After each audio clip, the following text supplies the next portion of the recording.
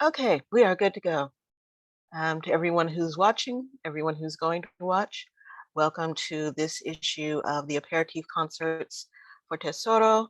Tesoro is an international women's network, and we are extraordinarily lucky, especially considering the hour where she is, to have Maureen Medina on the mic tonight. I will not bore you with 8.5 million superlatives about this woman, all of which I have at the ready. But I will let you tell us a little bit about yourself, Maureen. Welcome. Thank you so much, Stacey and Tesoro, for having me and for this very safe and powerful space that you have shared with all of us. So my name is Maureen. I just published, let me know if you can hear me. I just published my debut poetry collection, My Fears Out Loud. And this book was published by Red or Green Books, one of our own Tesoro women, Marissa Prada. So I'm really proud of that. And basically it touches on self-discovery and self-love, mental health, generational and cultural trauma, and social justice for both human and non-human animals. And it's something that I have extreme vulnerability hangover for publishing and sharing, what is in this book. But I'm also really proud of it because it's so much of me, so much of what I've unlearned, what I have learned, and what I have yet, what I have relearned and what I've yet to learn. So please buy my book. I know we just started, but you know what, why not? Please buy my book.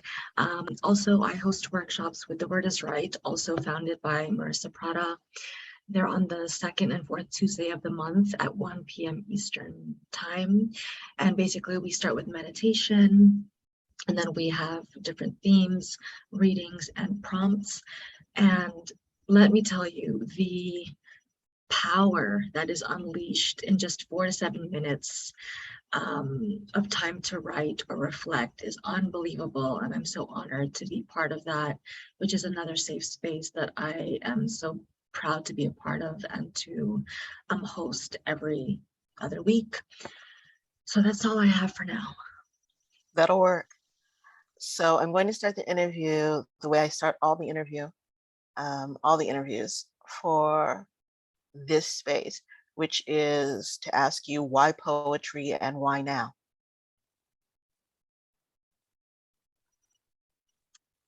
I have always written, and I've moved a lot over the years, and every time I have to pack up my things, I find old journals from when I was young, and I have always written, and it's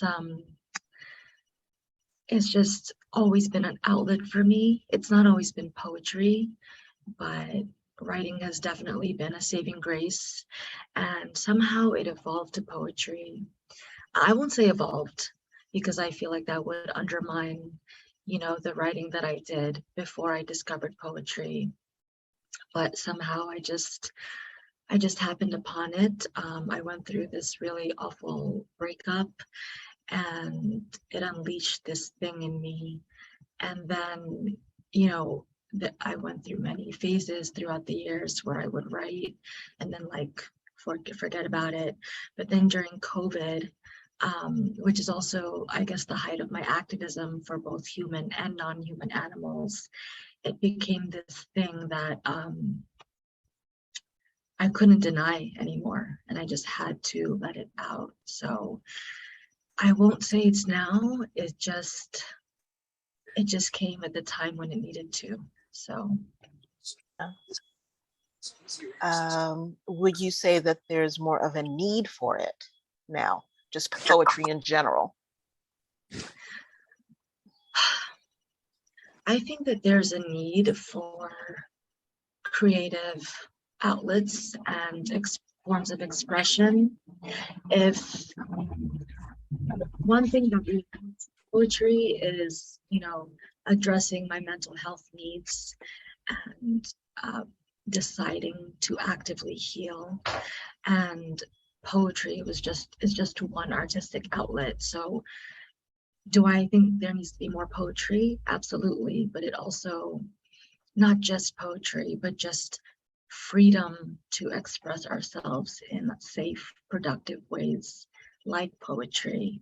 I think that if more people um, allowed themselves to explore those parts that need to be said out loud, you know, like my fears out loud, if more people allowed themselves to just be, to feel, and to find safe spaces for those feelings, um, this world would be so different and much safer individually and collectively. Now, I know a lot of the poets that I've spoken to, and a lot of the poets actually in Tesoro, um, for lack of a better phrase, came up on Zoom.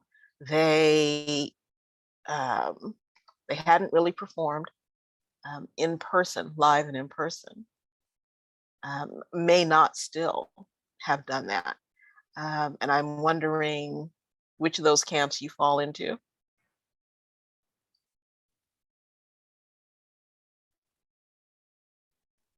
So which camp, as in Well, did um, you start out on Zoom and then go into public performance? Were you already in public performance? And then since all of us had to, live on Zoom for a couple of years there, still do, a lot of us. Where did you start is what I'm asking. so my first, I guess, poetry performance was in person at the Queen's Poetic Alchemy Collective. I always butcher it, but it's QPAC. Okay. And QPAC. That was the first safe space that I found. And that's the first place I performed in person. And that was actually after a breakup. And I had decided after this breakup that I would do all the things that terrify me, which is literally everything. This was at the top of the list. And it wasn't performing, it was actually just sharing my work, because I have always had I've always struggled with imposter syndrome. I'm sure I'm not the only one. But when I had this breakup, I was like, you know what? This hurts so badly. I don't know what else can really knock me down even more at this point.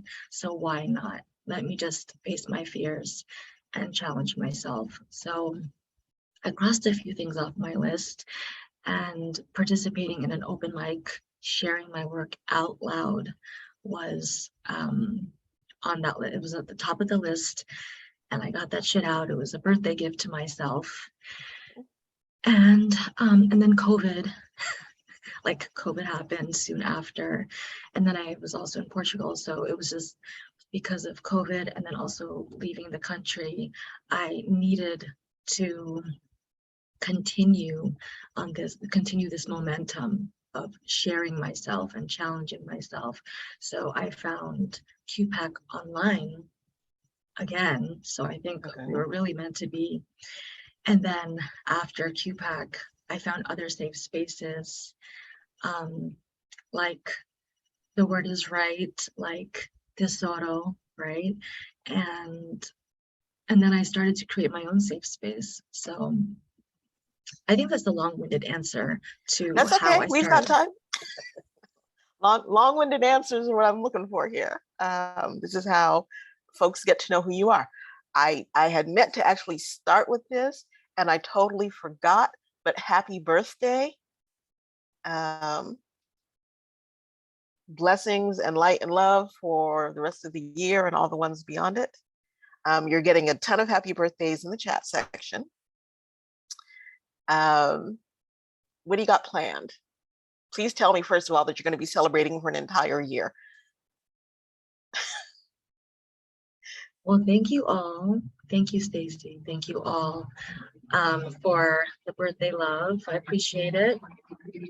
My dad is actually here in this room, which is crazy because I've never shared my poetry with him. So, Oh, wow. yeah. So You are a brave individual. you know, we'll table that. But thank you. It was a very low-key birthday. My partner and I, we are here in Lisbon and we're staying with very close friends. They made us dinner and baked me a cake, and it was really beautiful. And I met their son, their newborn son. So it was very low-key. I've been traveling from like New York and then Italy and then now Lisbon the past month or so. And it's been like a crazy whirlwind of a month and change of like performance and work and activism for non-human animals and human animals. So I'm was really looking forward to this very low-key kind of celebration. And then I don't know what this weekend has in store. I just know that I want to eat everything vegan, of course. You've mentioned a couple of times your activism on behalf of human and non-human. You want to chat with us a little bit about that, a little bit more about that? Sure. I started an initiative called Leave in Peace, and it was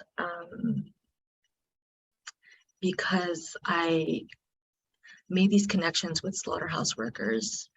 And we often vilify people that have to do the dirty work that no one else that is privileged would choose to do. So the slaughterhouse workers, I used to also vilify them until I saw the human in them. And so I realized we can't just care about non-human animals. We have to also care about each other, our fellow humans. So that's kind of how this initiative started. And then it expanded to day laborers where I used to live in this neighborhood in New York where individuals would literally wait outside for hours waiting for work. And the work wouldn't always come. And even when it did, they weren't always paid. They were exploited and taken advantage of in many ways. And, their abusers would get away with it. And so there is a very fine line between like the day laborers and slaughterhouse workers. And the only difference is circumstance of how they happen upon this, their respective types of work. And so I've had, food and clothing drives and served thousands of pounds of clothes, distributed thousands of pounds of clothing and shoes, and over 1,000 meals, especially during the pandemic. And this is all in addition to working in social services and helping houseless people to connecting them to services just for their basic human rights like housing, food, employment, healthcare, all these basic necessities that they are deprived of due to beautifully designed systemic oppression. And so I just made this connection that all oppression is connected. So all the humans that are being oppressed because they're othered and because they are treated as less than, it's not too far, honestly, from non-human animals that we other and we exploit for their bodies, for their existence, for their reproductive systems. So much of this oppression of both human and non-human animals is undeniably interconnected, and it is very much a part of my own healing journey, seeing humans for who they are, seeing the living beings of that non-human animals are. And it helped me to really see myself differently, see my parents differently, and it just shifted my whole perspective. And that's an everyday thing. I can't unsee, I can't unknow, and I take it with me in everything I do, all that I am. Well, very cool, and congratulations, and thank you. We're going to go ahead and go into the performance segment now. Before I get started with that, let me tell you all that if you have any questions for Maureen, to put them in the chat and I will get them to her. And the other thing is that if you are feeling in the need or in the frame of mind to donate, 90% of whatever it is that you donate, I'll put the information in the chat section. 90% of that goes to Maureen and 10% of it goes to Tesoro for being able to keep Zoom and everything else running that we do. So I said, if it's in your heart to, throw us some coin, it would be fantastic. Maureen, you've got the stage for the next half hour, honey. So do your thing. Thank you, Stacey, and thank you everyone for being here. So I'm going to be reading from my book, My Fears Out Loud. I would like to start by reading the first page, which I feel is basically reflects my journey of healing, of facing my fears, and kind of what created this momentum of writing, and which ultimately led to this book. So I once confessed to a friend that I fear everything, and they said, it must mean that you overcome a lot. Too often we build others up while tearing ourselves down. We love others unconditionally, sometimes to a fault, while being unforgiving too, and even abandoning the parts of ourselves that need the most love. We are quick to hate on our perceived shortcomings that we stifle our own growth. How can we see our full potential when we are our greatest saboteurs? I'm guilty of this every waking moment, and to be honest, I'm exhausted. How can I expect the most of myself while undermining my own value? It is unbearable, and the inner struggle is impossible to maintain. I want to take accountability for and foster my own greatness, and I hope to inspire others to do the same. And I'll start here with this book. There's a lot that's unspoken, both dark and light. But as it is, this book is called My Fears Out Loud. I fear joy and peace, but I am more afraid of not making space for either in my life because I did not release what no longer belongs. So here I am sharing my fears and hopes out loud.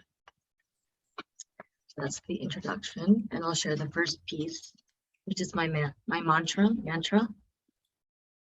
It's called Love and War. It's one of my favorites.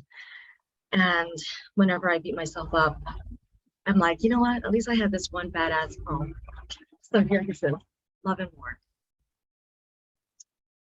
If someone asks you where you've been, tell them you've been battling your demons and you are winning. They say all is fair in love and war. But what if the war is loving yourself?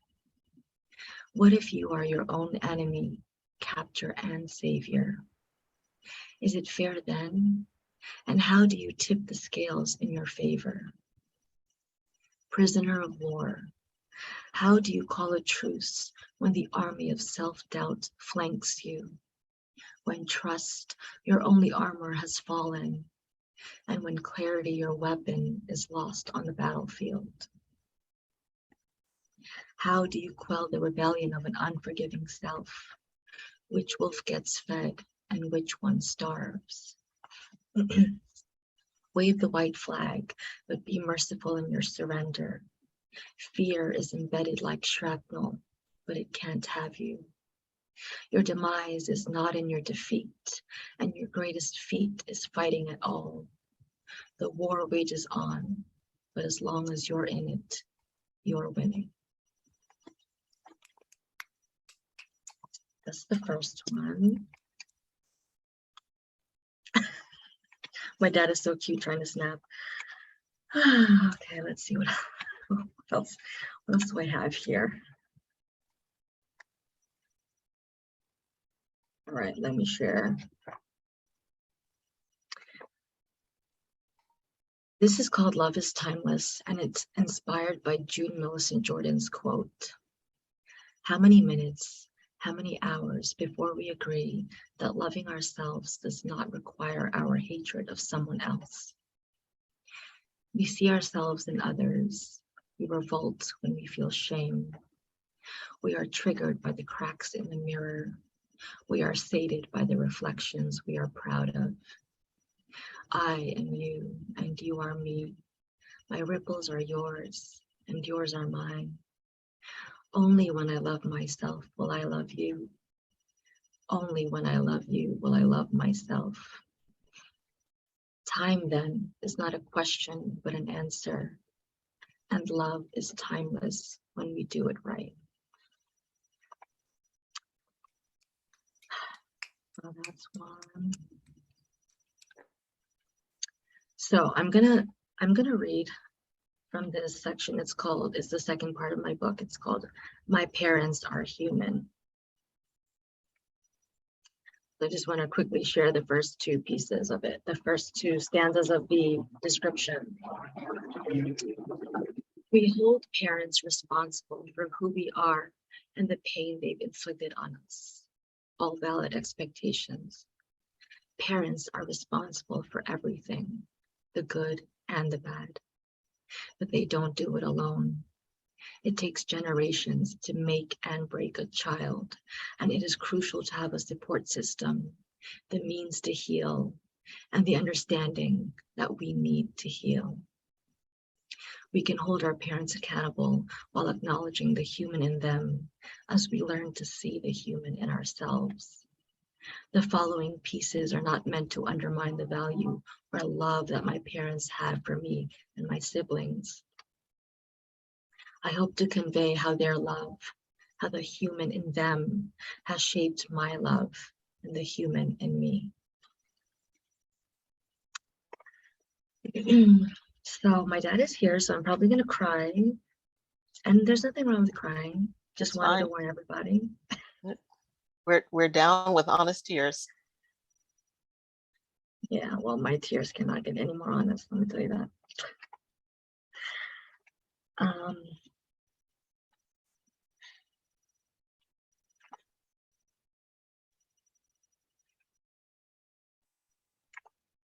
Let me see. All right, let's start with, oh God. No pressure, right? No pressure when your dad's here. Okay, let me start with this one. Toast. Bread and butter, the crunch, the flavor, remind me of you.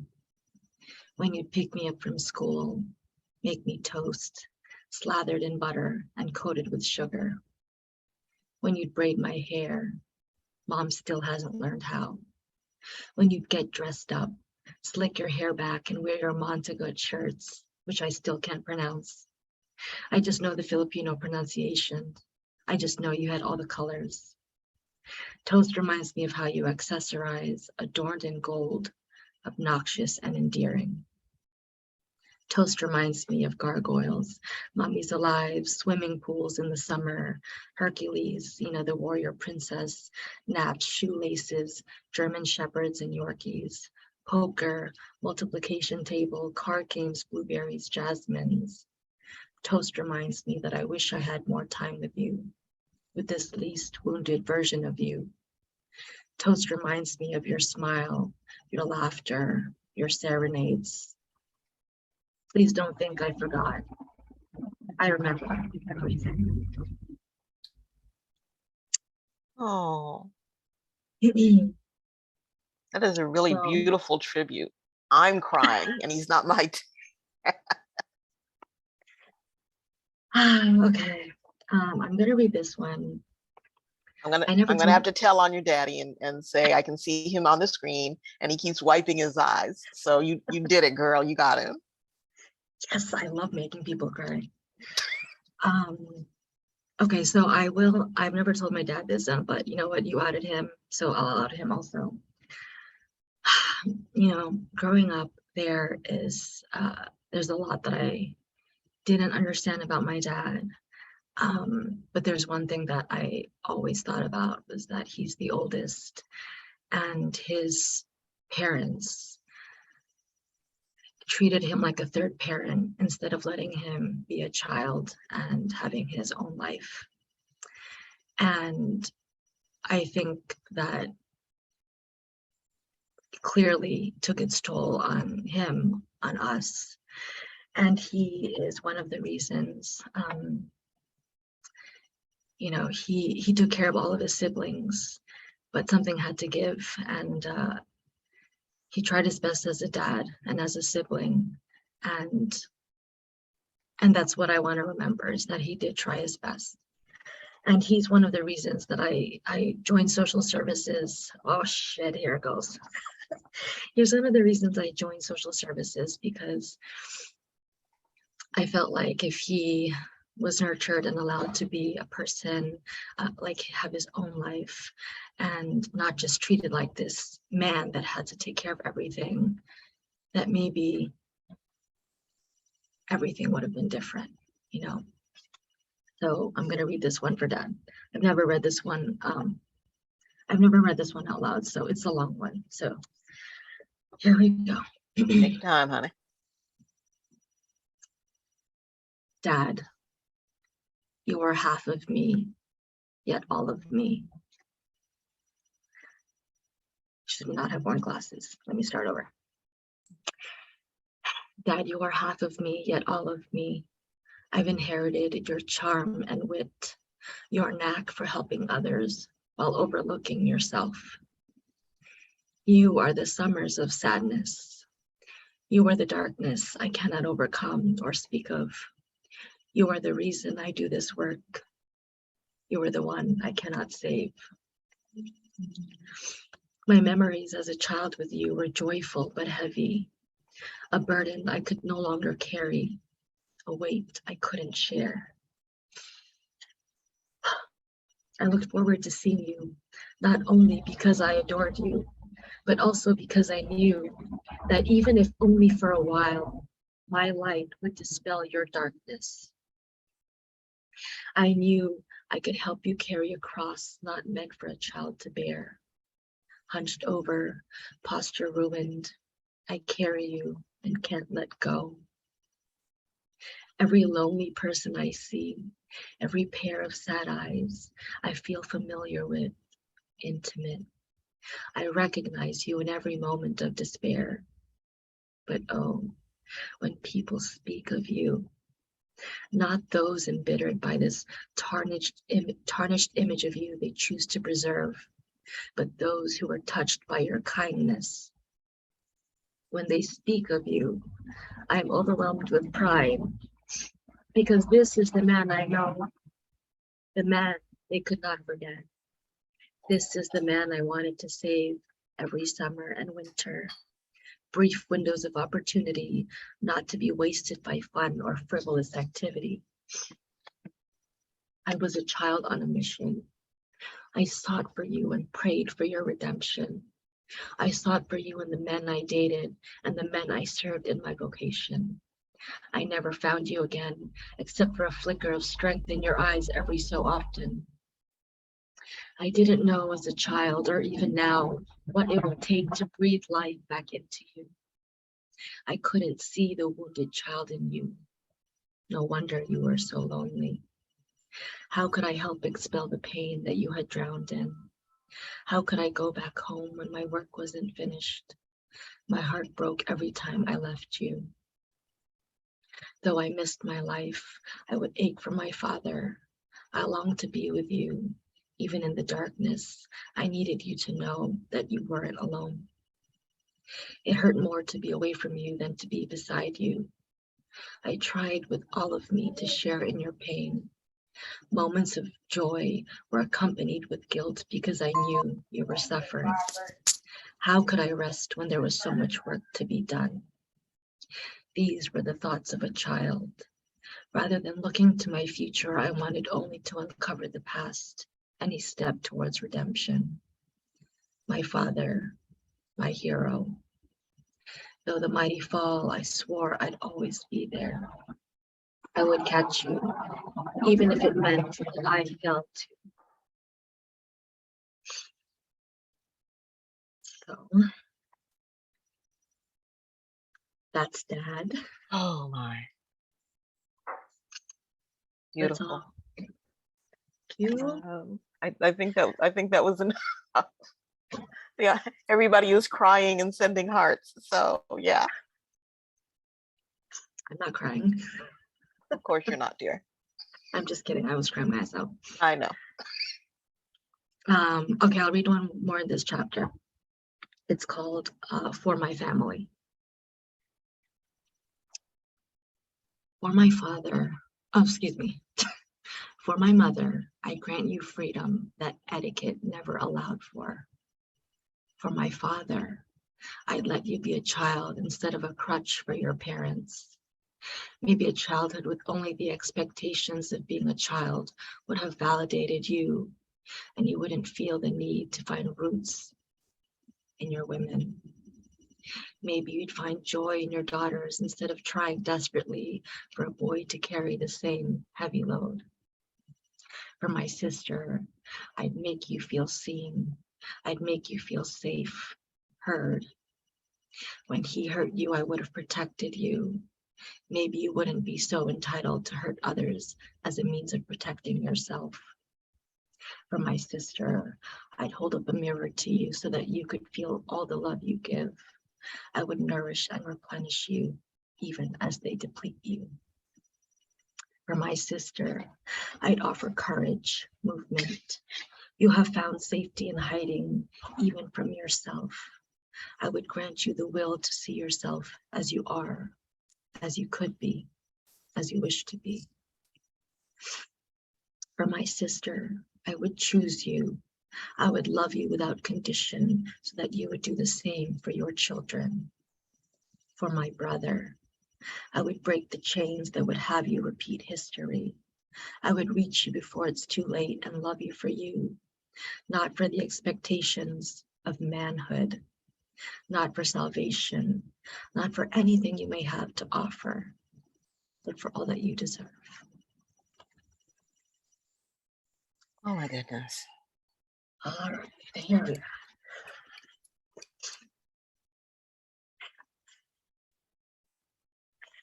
Okay, so let me see. I'm going to move on to the social justice aspect. Let's see. And just to kind of give you a timer, you've got about another 10 minutes. 10 minutes, okay, thank you. Okay, hold on, let me see what I have here. Okay, 10 minutes, right? All right, so I'll read one short one and then one long one. Okay. And then I'll release everyone. I think we're all quite happy being captive at this point. Okay. You know what? Since I talked so much about, you know what, I'm jumping in. I'm jumping into the non-human, to the non-humans. Okay.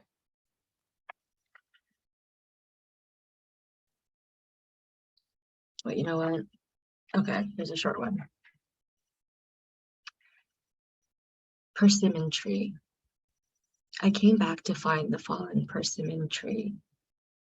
And as I stood, marveling over the travesty of human greed, I did more than grieve the persimmons, juicy and abundant, that you would never bear again. I mourned the life that no longer was, and wondered why most things, most beings, are only valued when they're dead.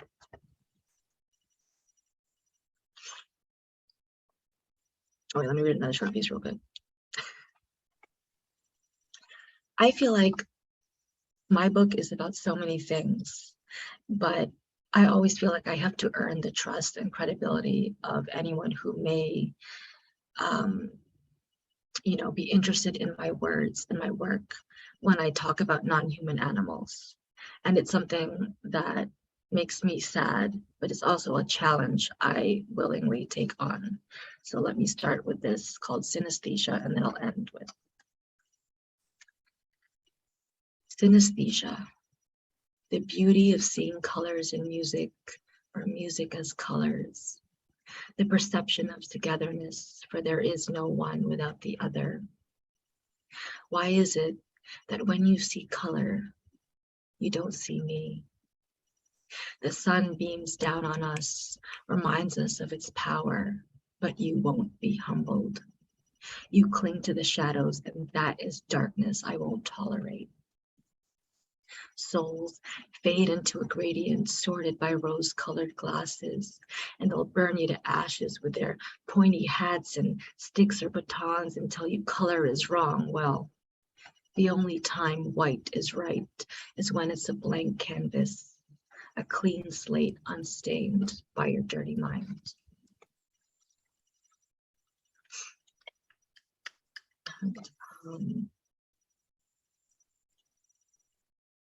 And then one more, since I only have a few minutes, right? Okay, still let me. You're good to go. While she's looking for this next piece, again, I'll remind you, if you have any questions, to please put them in the chat section, and I'll make sure that she gets them. Okay. In this last piece, I would like us all, if you would like, I invite you to close your eyes and imagine all the delicious food that we eat, all the beings that we consume. And this will be an experience that I have had and that I think about all the time, of who I can save and who I can't. And please think about the concept of personal choice and what that entails. It's called Easter, and it takes place in a slaughterhouse. You watch me closely, curiously. You're drawn to me, and as you take one step and then two towards me, you feel no fear. When the man with the apron comes, you tense up. Your eyes shift, and you feel yourself backing up and away into your friends who are also trying to flee.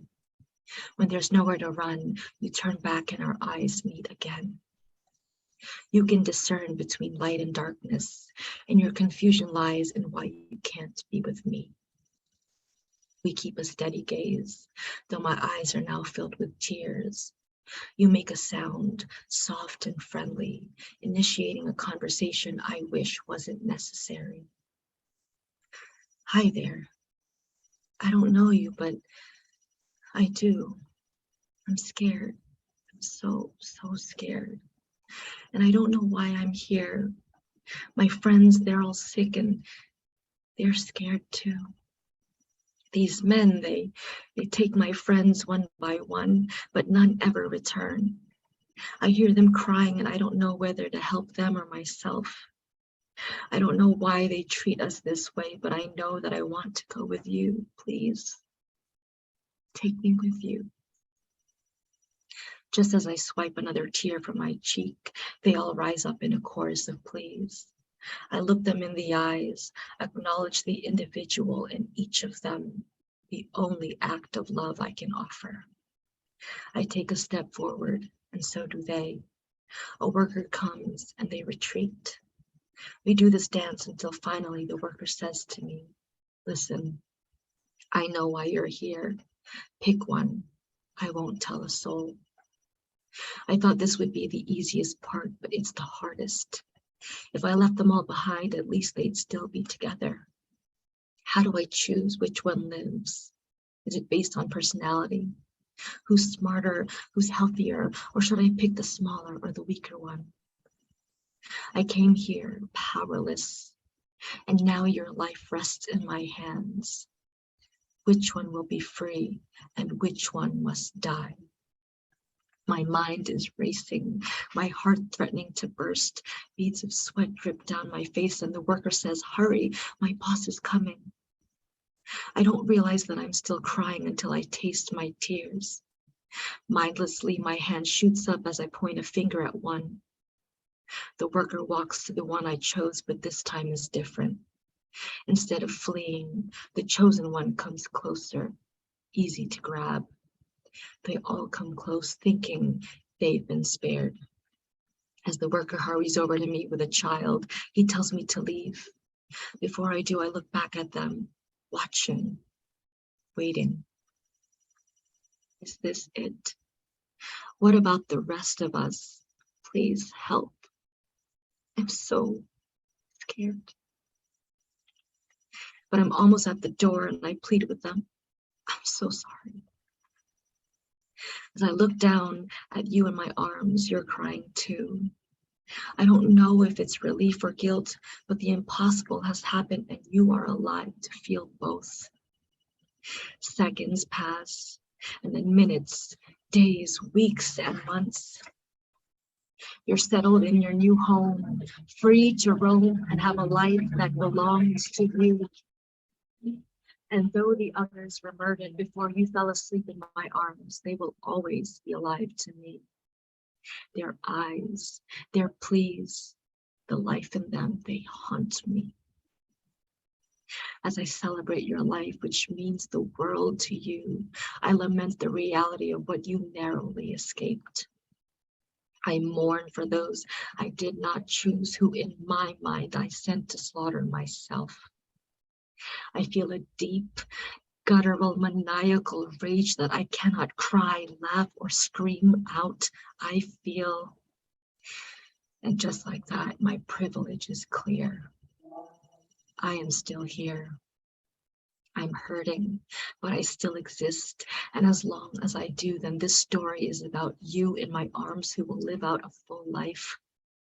And you, and you, and you who I could not choose that day.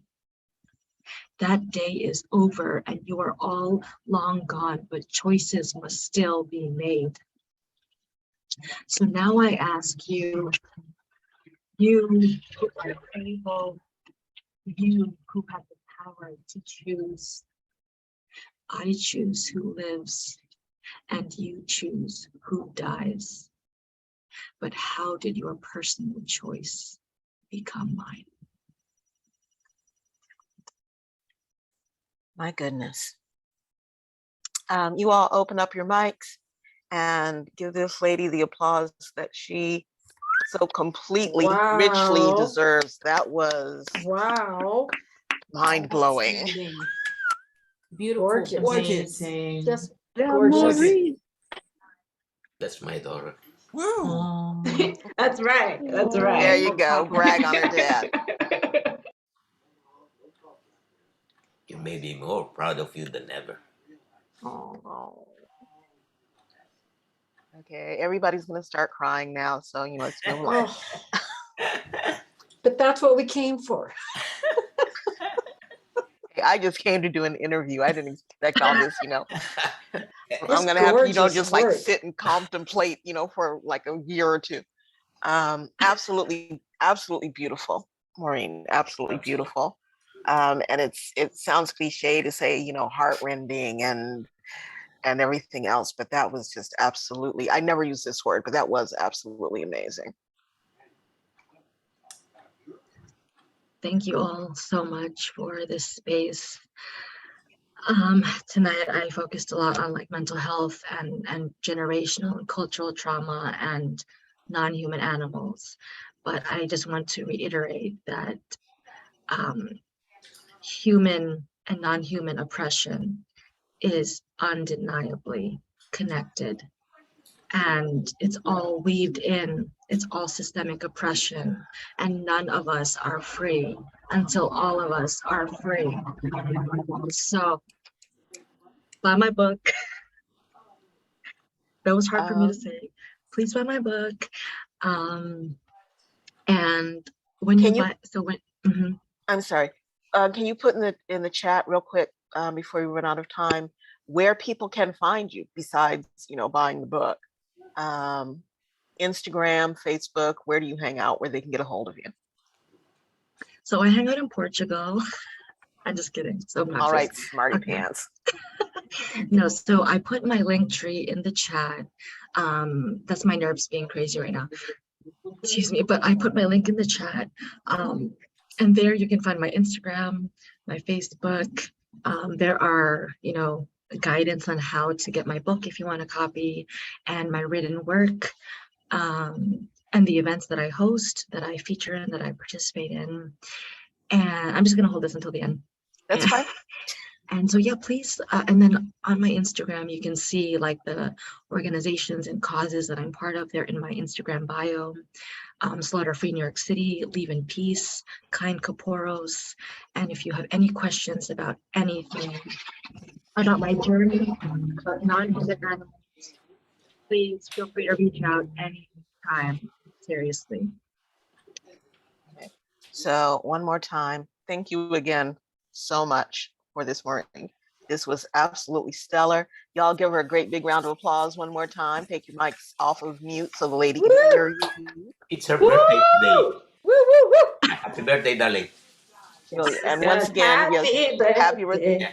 Yeah, go ahead, sing. Well, Christy Happy has a birthday. beautiful voice. Does she? Okay. Yes. But Thank happy you birthday, so honey. much. Thank you again so much for being here. We will be back next week with what is officially the end of the first round of Tesoro interviews. Room opens at 4:45 Pacific Standard Time.